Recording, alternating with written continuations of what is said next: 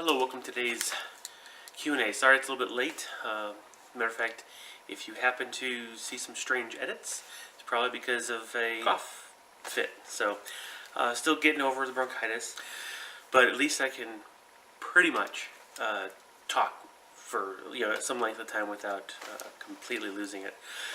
So today we're going to do things a little differently. I've got most of the conversation or comments from last month's video, were related to kind of the suggestions you guys had for how I should approach tournaments, what have you, and list building, all that kind of stuff.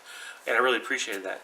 But I only had 2 questions come through, but I have an opportunity to throw in another question that kind of came up almost as a result of another video that one of the commenters was having in his mind as he was looking at the video. So I figure I want to include that in, and you'll see what that's all about at the end of the video.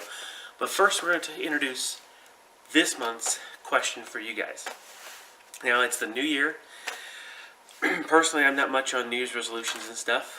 I was wondering though, out there, do you guys, any of you, do New Year's resolutions? If you do you happen to have any special New Year's resolutions this year for 2018 related to gaming? Let me know below, okay? Or if you feel like it's involved enough, you can just go ahead and do a video response. Just let me know about it. Alright, so on to the 2 questions that I did get from this last month's video. Alright, first is DM Dave. He was thinking about this question due to recent changes, circumstances for him. He says, do you have a space at your home that you can or do game in, and what suggestions do you have for setting one up? This is interesting because I was this close to having one. I actually don't have a formal place to actually game here at home. Sadly, I don't. My intention was to do that, but circumstances worked out against me in that case. I don't have a free room yet. Hopefully in the next couple years that'll happen. As kids get older and age out, or grow up and leave home, more room becomes available. Right now, the spaces I've got are taken up by different stuff. So when I do some sort of gaming, it's usually on the dining room table, or if it's smaller games, a living room table that we happen to have. It's usually not even 36 by 36 sometimes. The dining room table is 42 by 60, so I can do most of a 4 by 8 or 4 by 6 table on it. So I can do that, but it's very impromptu, and obviously it's not something you can set up and leave set up. So as a result, you take it out, you set it up, you play, pack it all away, and I just have to store it in different places. The scenery or terrain I happen to have, which isn't much, and of course all my models are boxed up in a shelf unit down in the basement, trying to keep it all protected.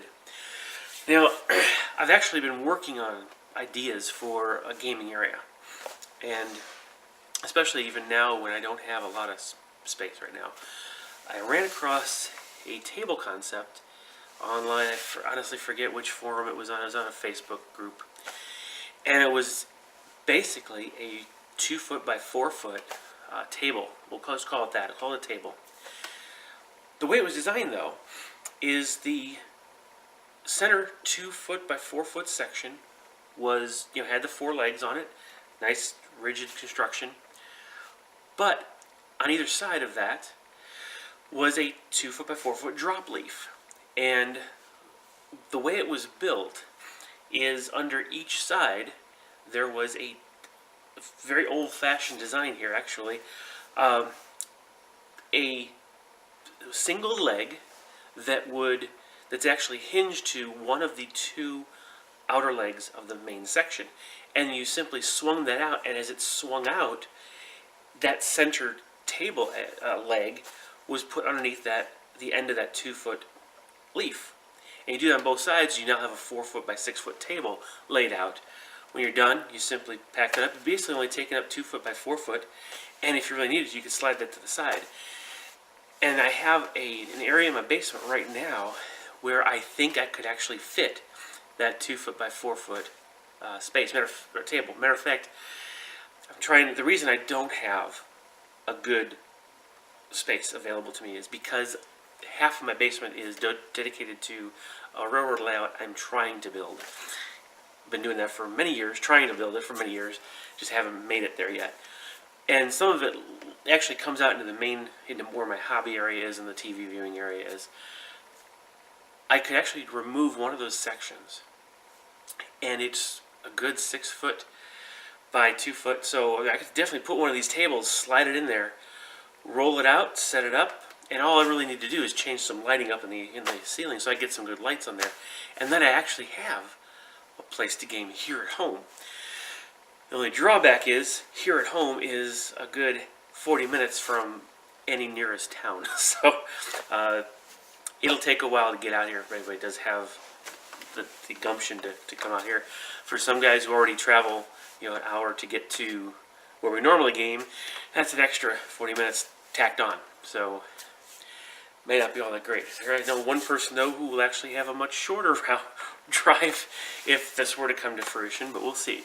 Right now, I don't have any firm plans of putting this together, but the idea again focuses on finding a small enough section, again 2 foot by 4 foot against a wall, where I could store this table, so that when I need it, I just bring it out, set it up, play on it. Because that 2 foot by 4 foot section in the middle is nice and solid, I can put shelves there, and that's all my terrain can go there. So I have plenty of all the mats. What do you call those things? Those mouse pad type game mats. Put normal terrain down there. There's a lot of storage space under that. I've done that with my railroad layout as well. That storage space below that table is immense, and so it's the way I'm going to approach it. I want to do it earlier than later, but I don't have an actual set in stone about when I'm going to do it.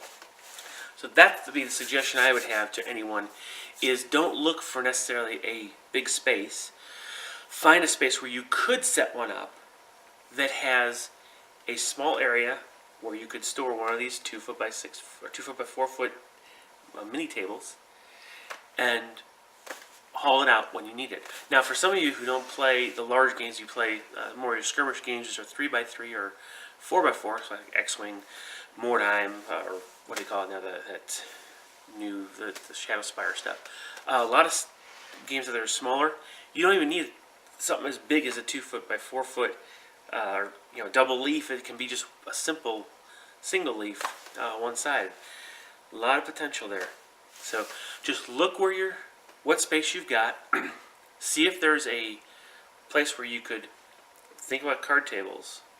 Move it off to the side. It takes up 2 foot from the wall, and then when you need it, pull it out. If you got that kind of space, you're in great shape. So that's the kind of suggestion I've got. All right, so we'll go on to the next one from Idic Beer 40K. The previous month he had asked about Thanksgiving traditions or whatever. Now here, though, we're moving on to the current holiday, which was, do I do the Christmas lights thing? Decorate the outside of your house like crazy, like we see on all the American movies? Short answer, no. What I've actually noticed is that not a whole lot of people do that. Personally, in my house, we didn't do it this year simply because we ran out of lights. Light strings tend to go out a little too frequently, so we just had the main tree lit up. Now that, I have tons of lights. I've probably got 900 lights on the tree. Is that right? 200 to 300? Yeah, probably 750 to 900 lights on a 6 foot tall tree, or 7 foot tall tree, and because I like a lot of lights on a tree, and it has to be multicolored. Now that's placed in the center of the front window, so that people can see from the front. If I do anything in addition, it'll be some more small lights strung up along the front porch railing. Nothing hanging from above, nothing from the gutters, nothing on the roof. I don't want to draw too much attention. Another problem is there's the expense of the stuff itself. There's the pain of actually climbing up on a roof, which I don't enjoy doing. And then there's the cost of running the electricity. Now, if you go ahead and buy the LED bulbs, well, that's expensive. If you don't do that, you got to spend the money for the electricity you burn. So I don't do much in the way of external lighting and such. Now, what I've noticed though is looking around town, different places, it seems like where you have a lot of rich people, they will do a lot more of that. So you won't see a lot of dazzling displays unless some of those houses have a lot of money. So tend to be where I live, not a whole lot going on. Most of it's in the area. Just seems to be, a couple trees in the front, bushes, evergreen type bushes, have some light strung in them. There might be a small display out front, but nothing like the Crazy American movies, which usually take things to the extreme and look at the most over-the-top kind of things you'd expect. Christmas Vacation is unfortunately not too far off of reality for some houses in some of these Chicago suburbs that I'm familiar with. I don't doubt there's a lot of houses in the U.S. scattered across that are decked out to the nines, much like you see Chevy Chase doing on those movies. So it's not a common thing. Personally, not much. I kind of keep it low-key. I'm generally a low-key kind of person anyway, so that's where that comes from. So thanks for the question, Nick. Now I've got a special question that we're going to address from a different video. Now, I recently had a comment come through on one of my conversion videos, Conversion Corner videos, about my Exodite exosuit. It's the kit where I merged together a Wraith Lord kit and a Warwalker kit from the Eldar. And I had done that from a set of pictures I had seen online. I was inspired by what I saw. And this commenter, his account is 3 Shades, was that model caught his eye, and he looked at it more closely, and he was wondering if he was a source of inspiration. So what I wanted to do was pretty much, I think, confirm that yes, he was. And so here's what I'm going to do. I'm going to put these pictures up showing you a couple views. Now these are the pictures that I used. I think they came from the warseer.com website. They're not out there now. But these are the 3 of the pictures that inspired me to take this approach to do the old exosuits that used to be in the old Eldor lore. Exodite lore. And I took license on it, of course, and ended up treating it, my version, as a light exosuit to match, I think it's the Talos, the Kronos, the weaker of the 2 Dark Eldar models. Now, the picture you're about to see, I'm actually going to do one very, very, very much like that, except for the guns themselves. The guns won't be exactly the same, to represent the heavy exosuit, which would be the Talos model. So, take a look at these pictures real quick, and 3 Shades, take a look and confirm if you, in fact, were the source of my inspiration.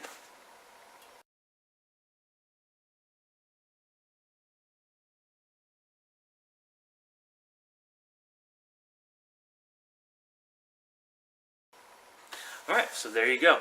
Now, one of the things that I feel really good about 3 Shades coming actually see my videos and making these comments really helps me to know that what I'm doing matters, okay? Because in his particular case, what had happened was he mentioned that he put some pictures up on a site, and now they're gone. Now he has his model still. He's actually painted it. He thinks he's going to put up some pictures in the near future. But he inspired modelers, I'm sure not just me. And here I get to put the result of that inspiration up on the web. Hopefully they won't be deleted by YouTube in some near future for others to benefit from. And I wish, like I said, I found these photos a couple years before I even thought about a YouTube channel. So I never thought about documenting the where I got the files or who the modeler was. So, and like I do in some cases today, what I'm trying to do with this channel is actually happening, because here it is. I'm trying to share with the community ideas. Now it happens to be someone else's idea, inspired me, and here's the photos that just showed you are the actual source of that inspiration. But reality is most of the ideas I come up with aren't mine. They're really pulled from other areas. Now, the only exception I can think of off the top of my head is my Exodite Mine Laying Dragon. That is completely, I don't have a clue where that came from. It just, so that one's, I think, more or less original on my part. But other than that, everything else is, there's always been some other modeler that's done something that's given me an idea. And so I wanted to share that and answer Three Shades' question. I hope in the affirmative, but you can confirm that yourself. Three Shades, comment below. Let me know if those pictures, in fact, are your model.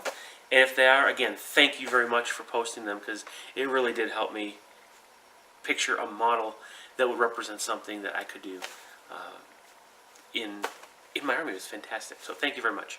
All right, so that's what we have today for the Q&A. Please do me a favor and comment below, ask your other questions for next year or next month. It is 2018 after all now.